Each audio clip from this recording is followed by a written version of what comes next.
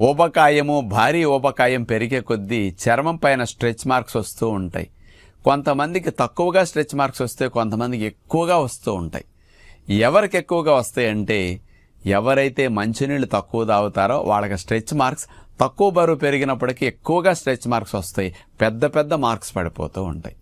ఎందుకు నీళ్లు తక్కువ తాగితే వస్తాయంటే చర్మం లోపల పొరలో చర్మాన్ని రక్షించే మెష్ ఒకటి ఉంటుంది, కొలాజన్ మెష్.